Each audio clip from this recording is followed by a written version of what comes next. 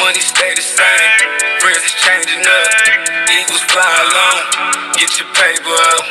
I can't make this up, I can't make this.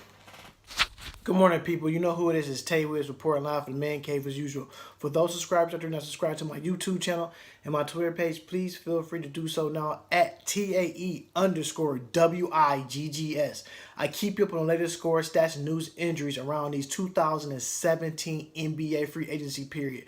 First and foremost, we got 5 games that's coming on today. The first game will be at 1 p.m. on NBA TV. The New York Knicks and the OKC Thunder. 3 p.m., the Orlando Magic and the Dallas Mavericks. 5 p.m., the Indiana Pacers play the Miami Heat. That's the Orlando Magic Summer League right here on NBA TV. The next one on NBA TV would be the number 3 pick, Jayson Tatum of the Boston Celtics versus the number 1 draft pick overall, Markelle Fultz of the 76ers. That game is at 7 o'clock, followed by the San Antonio Spurs at 9 and the Utah Jazz. Let's get right into these notes right quick. I got Kyle Lowry re-signing back with the Toronto Raptors for a 3-year deal worth $100 million. Remember I told you they offered him a 3-year deal worth $81 million? They sat back down and talked and gave him a 3-year deal worth $100 million. So another $20 million more. That ain't bad. Plus you get to keep your playbook intact. You ain't had to change nothing. Keep the same players. So you bring back your veteran point guard to go along with DeMar DeRozan, a.k.a. Debo, what they call him up there in Toronto. And you keep him the nice core together, so no switching up. Everything is going to be fine in Toronto, so maybe they could be a possible threat to the other teams in the East making that playoff push. Paul Millsap, I didn't see this one coming. A 3-year deal worth $90 million to the Denver Nuggets. I thought he was going to sign with the Minnesota Timberwolves, but after I seen the Timberwolves sign Taj Gibson to that 2-year deal, and plus on top of that, Taj Gibson played for Tom Thibodeau in Chicago. So this right here, this pickup for the Denver Nuggets, let alone, is a great pickup to go along with that young core there with the Manimal and the Jokic. So basically, you get him to go on, you know what I'm saying, a nice little 3 or a 4 guy who can spread the floor and, take some of that pressure off the younger guys. The Sacramento Kings gave Otto Porter a 4-year deal, $106 million. I didn't see this one coming. A 4-year deal, $106 million for Otto Porter. I thought the Washington Wizards are going to keep that young core together. That little nucleus they have was great. They made a great playoff run, especially against the Boston Celtics. But eventually they did lose to the Celtics. This will be a vital piece they probably going to miss. A stretch 3 who could also defend, and they can play both sides of the ball. So Sacramento got a great piece there. With this being said, will the Sacramento Kings make their playoffs with an Otto Porter? I don't think so. They still need to add some more pieces. Like I said, the last time I seen Sacramento Kings in the playoffs was Jason Williams and Chris Webber and Vlade Divac was playing them early 2000 teams. The Los Angeles Lakers today will be meeting with Dion Waiter and Rajon Rondo. Dion Waiter won't be a bad pickup to go along with a young team like that, but I'm definitely will be loving the Rajon Rondo pickup if they pick him up. Like I said, a veteran point guard, an NBA champion, could put these younger players in the right spots on the floor to get their shots off. Remember, he knows how to get the ball to certain players, and this would be great for Lakers fans too to get another great passer, especially they got a Hall of Fame passer like Magic Johnson. Then you could get another one who could do the same thing. But Magic Johnson, we already know Magic is better than Rajon Rondo, but to see some of that Magic type behind the back pass coming from Rondo would be nice out there in Tinseltown. George Hill supposed to be meeting up with the Denver Nuggets. This would be another great pickup for the Nuggets to go along with Paul Millsap and that younger crew.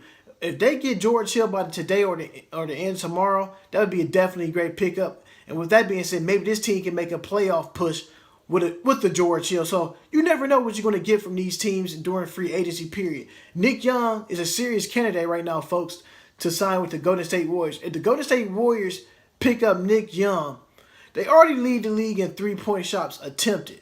Can you imagine them with Nick Young? Remember, Nick Young shoot about 8 to 9, 10 threes himself. So you talk about another 50 threes a game and maybe 4 to 5 makes from him.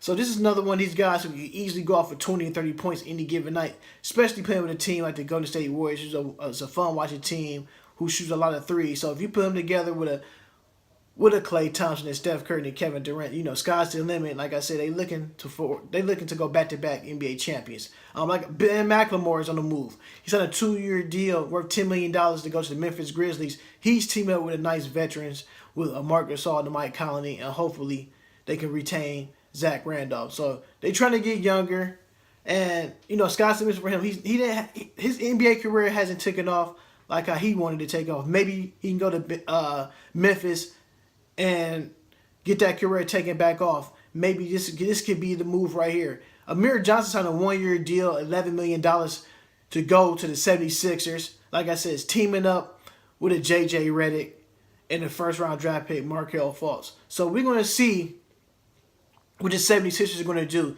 They got all their guys coming back from injury. Ben Simmons, Joel Embiid. Maybe, just maybe, this team may make the playoffs as an 8th seed. We know Indiana Pacers don't have too much to dwell on.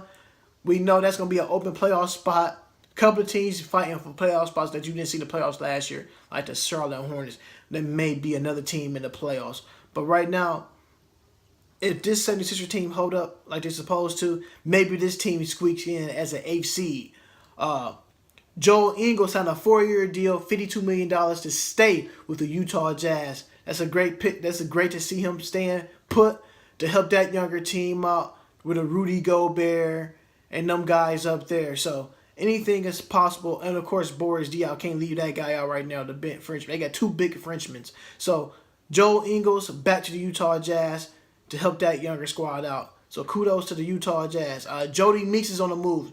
2-year deal, $7 million to go to the Washington Wizards. They got him on a veteran level contract, which is a cheap deal. Nothing to worry about.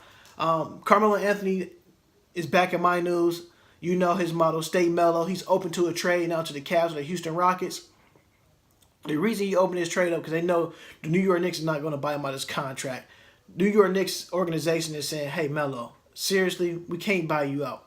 We want to trade you. We want to get some pieces in here to go along with Kristaps Porzingis. So they got to get something in return for Carmelo Anthony. Hopefully by today or by the end of tomorrow that Carmelo Anthony be in a different location. Hopefully it would be the Cleveland Cavaliers. If he goes to Cleveland, they can find some way to still keep Kevin Love. Sky's the limit for the Cleveland Cavaliers. Anything can happen. If he go to Houston Rockets, Houston gonna be the team to look out for to come out that West. But right now, I think Carmelo Anthony stays east and head to Cleveland.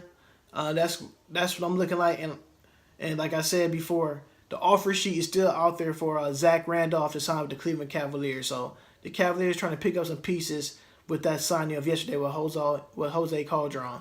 And before we leave, on the end of NBA news with this, Derek Fisher, former NBA player and NBA champion, was found of 2 counts of DUI with the car crash on June 4th. If convicted, he could face up to 6 months in jail with that accident. You know who I am. Hit that bell. Subscribe to the YouTube channel at Tae Wiggs, TAE_WIGGS. You know I